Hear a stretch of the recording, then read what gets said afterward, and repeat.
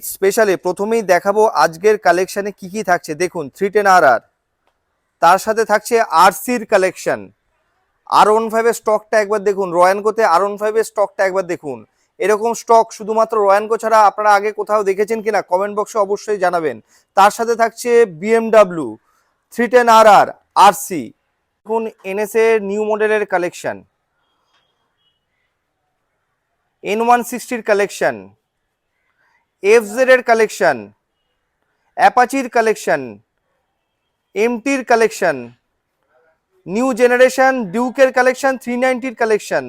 তো বুঝতেই পারছেন আজকে কিন্তু একদম ফুল প্যাকড করে নিয়ে চলে এসেছি কালেকশন। তা সবার কোনো ব্যাপার নেই, দেখুন রয়্যাল এনফিল্ডের কালেকশনও রয়েছে ঈদ স্পেশালে, তার সাথে ডমিনারের কালেকশন। তো বুঝতেই পারছেন ভিডিওটা আজকে একটা অসাধারণ ভিডিও হতে চলেছে। নমস্কার, আমি এসেছি, আমার ঠিকানা হচ্ছে বারাসাত ডিস্ট্রিক্ট, দেগঙ্গা থানা, গ্রাম গোসাইপুর।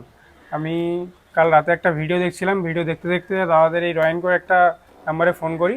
ফোনটা সঙ্গে সঙ্গে রিসিভ করে দাদাকে বললাম এই ব্যাপার, আমি একটা ডাউন পেমেন্টে NS গাড়ি নেব। দাদা বললো ঠিক আছে, আপনি চলে আসুন, হয়ে যাবে। তো যেহেতু আমি আসলাম আজকে, 25,000 টাকা ডাউন দিয়ে এই 4 মাসে গাড়িটা মাত্র 4,439 কিলোমিটার চলা গাড়িটি নিলাম দাদাদের কাছ থেকে। দাদাদের ব্যবহার খুবই ভালো, আপনারাও আসুন, দেখুন, কিনুন।